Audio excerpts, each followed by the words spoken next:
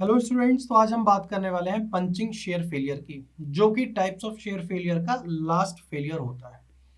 जब हम share failure की बात कर रहे होंगे पंचिंग के, तो वहां पे भी हमें सबसे पहले हम बात करेंगे उसके एक फुटिंग के डायग्राम से, और किस तरीके से फेलियर होता है उसको समझने की कोशिश करेंगे। अगेन हम एक स्टेप फुटिंग लेते हैं, कंसिडर करते हैं। जाहिर सी बात है, यहाँ पे एक लोड लग रहा होगा, ठीक है। यहाँ पे जो रिलेटिव डेंसिटी होती है अगेन लेस देन क्या होगी, 35% होगी, बहुत ही हाई कंप्रेसिबल सॉइल होगी। और यहाँ पे जो फेलियर होता है, यहाँ पे जो इसका फेलियर होता है वो कुछ इस तरीके से होता है। ये क्या है, शेयरिंग कहलाती है। और इसके जो अगल बगल यहाँ पे जो सॉइल है ना, यहाँ पे जो अगल बगल सॉइल है वो कैसी है, अनस्ट्रेस्ड है। यहाँ पे जो सॉइल है वो कैसी है, अनस्ट्रेस्ड है।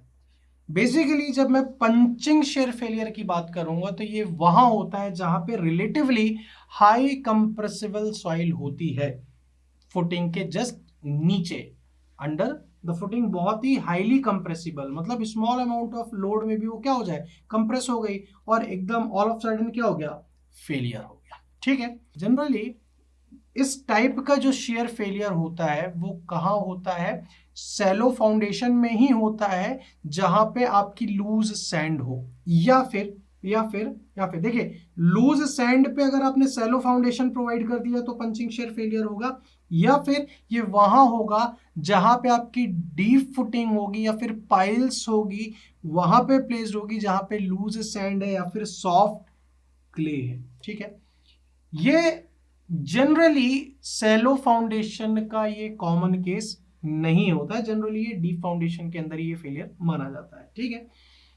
क्योंकि लूज सॉइल है, ज्यादा हाईली कंप्रेसिबल सॉइल है, कंप्रेस हो गई, फेल हो गई। ठीक है। यहां पे कोई भी फेलियर पैटर्न ऑब्जर्व होता ही नहीं है। ठीक है। क्यों?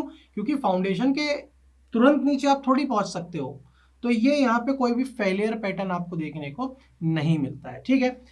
जो फेलियर सरफेस है वो थोड़ी सी वर्टिकल होती है और स्लाइटली इंक्लाइंड होगी, आपके बेस से स्लाइटली इंक्लाइंड होगी। ठीक है ना, जो कि फॉलो करती है उस पाथ को। ठीक है।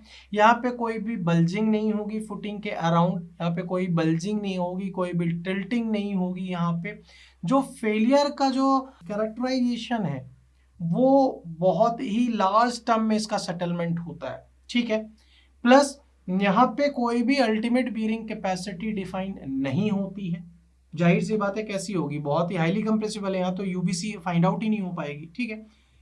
इस फेलियर में जो सॉइल है जो बिलो द फाउंडेशन है वो थोड़ी सी क्या हो जाएगी, कट ऑफ हो जाती है अपने आसपास वाली सॉइल से, जैसे कि आपको ये देखने को मिल रहा होगा, थोड़ी सी कट ऑफ हो जाती है। ठीक है। जस्ट बिकॉज ऑफ शेयरिंग, और एक्स्ट्रा एक्स्ट्रा लार्ज सेटलमेंट यहाँ पे रिकॉर्ड होता है। ठीक है। यहाँ पे एक्स्ट्रा लार्ज सेटलमेंट यहाँ पे रिकॉर्ड होता है, और साथ ही साथ इस शेयरिंग के बाद वाली जो सॉइल होती है, एडजेसेंट सॉइल मास होता है, वो रिमेन्स कैसा हो जाता है, अनस्ट्रेस्ड होता है। कैसा होता है, अनस्ट्रेस्ड होता है।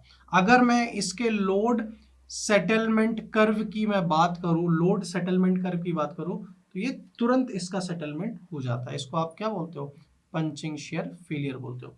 जबकि लोकल शेयर फेलियर में क्या हो रहा था, ऐसा हो रहा था, और जनरल शेयर फेलियर में थोड़ा सा जाके इस तरीके से हो रहा था, general share failure, local share failure.